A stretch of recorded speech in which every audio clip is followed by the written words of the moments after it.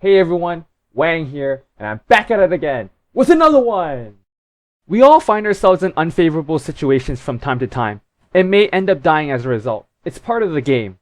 Sometimes you can't do anything about it, and the death is unpreventable, but more often than not, they are very preventable. Sometimes the reasoning for a death is simple, such as not being able to get Wraith form off in time. Or, maybe you were taking a straight up duel and simply got out-aimed by your opponent.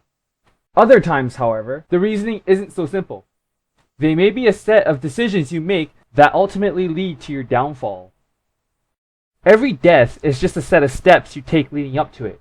But in most cases, if you make some sort of change to the steps you take, you can potentially avoid the deaths.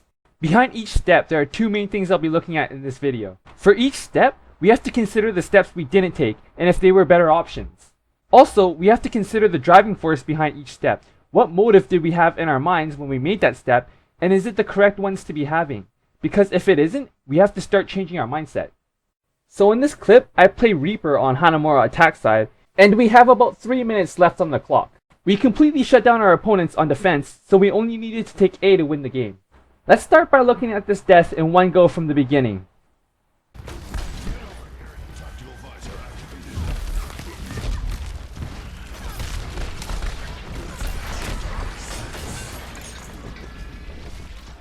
Uh, 76 ulted. On top left side. Ah, damn it. Now, let's rewind back to the beginning of this death. In this scenario, my team is set up at the first choke point in Hanamura at the gate. We managed to get a pick on Roadhog, and my team decided to capitalize by moving in. Shortly after, my Roadhog gets concussive blasted forward by Pharah, and my immediate instinct is to help him, so my first step towards this death is moving past to the enemy side of the gate. And as soon as I do, Mei throws up a wall, and I manage to get on top of it. The other option to this step was not moving forward at all, but that's not a better step. My teammate was already in and he needed backup. The motive behind this step was wanting to keep the pressure going in a 6-on-5 scenario, which is also good. The second step, after I get placed on top of an ice wall, is that I can either fall back to safety or push forward while still being walled off from a majority of my team. Because my Roadhog gets a pick on Mei, the situation is now 6-on-4 and we have a chance to capitalize. So I decide to go over the wall. I do get caught in a Junkrat trap, but that was rather unavoidable, unless I had either gone left instead of right, or if I had looked down on the ground to spot the trap beforehand, but the area was still covered by my enemies. It's impractical to be looking at the ground while the enemies are in front of you. Overall, the motive is good and the step doesn't need changing. Because I'm not in any immediate danger while trapped, I hold off on using Wraith form in an attempt to try and save it. Eventually, Junkrat does focus his attention onto me, and I'm forced to make my third step, using Wraith form. As a sitting duck in his trap, I'm an extremely easy target for him to kill. The other option was to not use Wraith form, but that could have led to my death. Overall, the third step here is fine. Now, let's analyze the fourth and final step to this death, and where I believe to be the true mistake. Right at about this point, Soldier 76 uses his ultimate. I spot that an ally is capturing the objective, but is contested by one enemy. When I see this, I made the connection in my mind and assumed that it must have been 76 on point. So because of this, I wanted to get on the objective as soon as possible to help my teammate out. Also, I figured that if I rushed my way onto the point, by the time I get there, 76's ultimate would have expired. So I take a left, and immediately I spot Mercy. I take a shot at her, and shortly after, I realize where 76 actually is. I've already come too far out, however, and make a snap decision to try to make it to the other side for some cover. The motive behind the step was that I wanted to get on the objective. The motive was good, but the step was not. Wanting to back up teammates who are capturing objectives is natural, but if you die on your way to the objective, you aren't helping anyone but the enemy team. After reviewing this last step, there are 3 things I could have done differently, all of which would have still helped me achieve my goal of getting to the objective. The first thing I could have done differently was to take a quick look left coming out. I would have spotted Soldier 76 and I wouldn't have gone out and died. In most scenarios, I would actually do this automatically, but I got distracted by Mercy for a split second and was not aware of my surroundings until it was too late. Secondly, I could have teleported over. Generally, I think I make decent use of my teleports, but sometimes I forget the most basic and practical uses of teleport. Just using it to travel safely across enemy line of sight, and this death served as a good reminder for something I have to work on. Third was that because Soldier 76 used his ultimate and that I wasn't completely sure where his location was, although at the time of playing I was convinced I knew where it was, I could have played it safe by taking a right up these stairs instead. After reviewing my death, these corrections to my mistakes were rather obvious to me. What wasn't so obvious to me, however, was that when I see an enemy contesting an ally at the objective, and I hear an enemy activate an ultimate as a result, I've got you in my sights. I make the connection that it most likely is the enemy who used their ultimate to be the one contesting on point. A dangerous assumption to be making because, as you just saw, could lead to your death if you're wrong. So that was a clip of a death where the motives were good, just that the final step was not, and that there were better alternatives. Let's take a look at a death where the steps taken are good, but the motives behind the steps are not and need to be changed. Similar to the first video, I'll play the whole death in one motion before breaking it down. Oh, let's break it.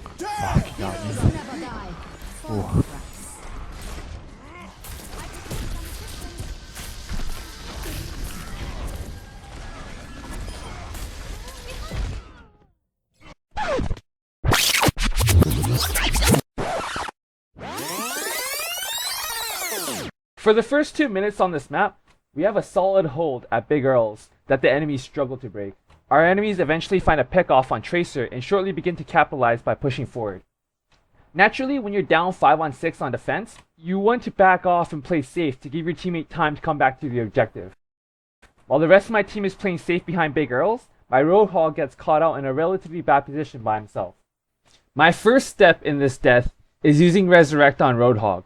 The motive here is fine. If I don't resurrect Roadhog here, we'd be down 4 on 6 in an upcoming push, and if we were to lose this fight here, the enemies would get the next checkpoint since they were so close. So I make the best of a bad situation, and at least make it 5 on 6 to stand a better chance.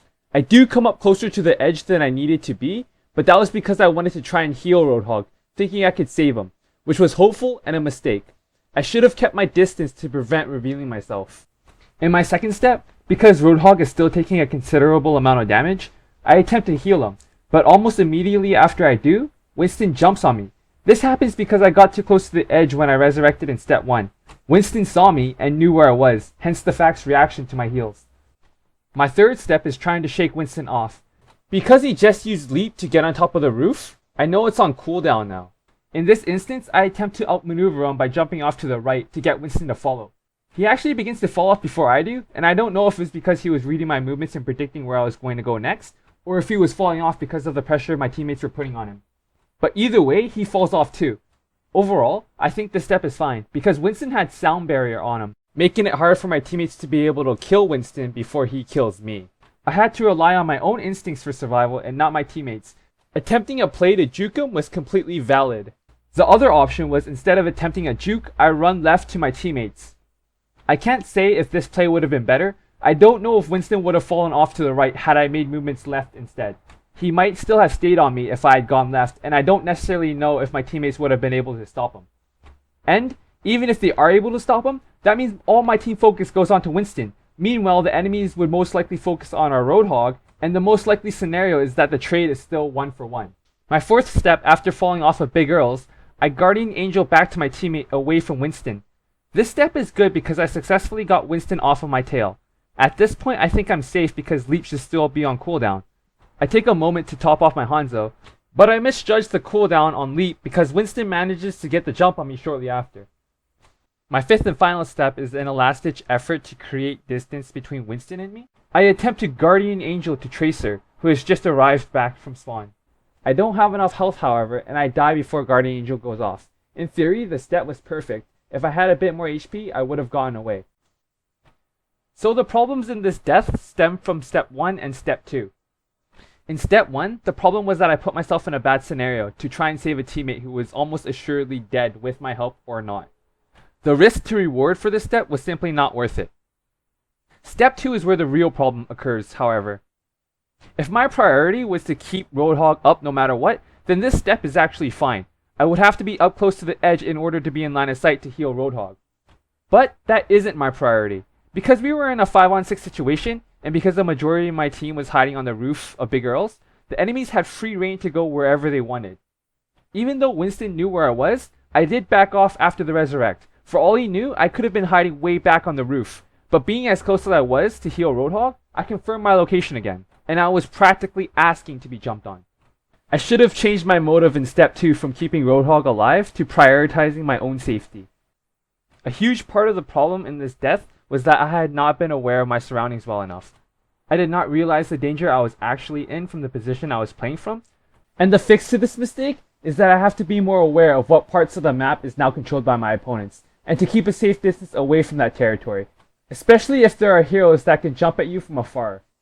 The most ideal scenario I could have hoped for was to resurrect Roadhog, back off, and hope Roadhog takes an enemy down with him before going down himself, turning the situation from a 4-on-6 to a 4-on-5, and try our best to defend from there. But there was no way I was able to save this Roadhog given the situation I was put in. There are going to be a lot of deaths that happen as you play, but if you want to figure out which ones are the best to analyze, think back to the after effects of the death. For example, in my first clip, as Reaper on Hanamura, had I not died here, I might have been able to capture A with Roadhog.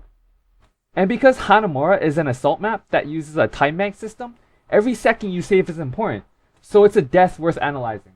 As for the second clip, as Mercy on Route 66, we had a good hold here and we were on the road to a solid shutdown.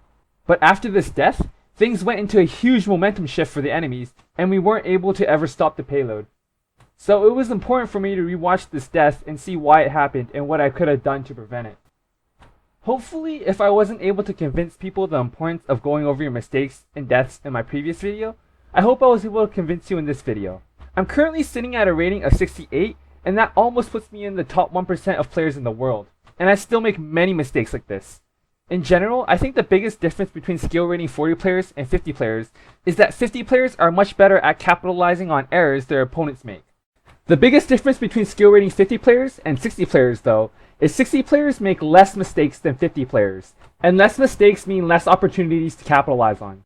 This is of course entirely in my opinion, and really oversimplified, because there are a lot of factors to consider, like aim and game sense, that ranges between every individual.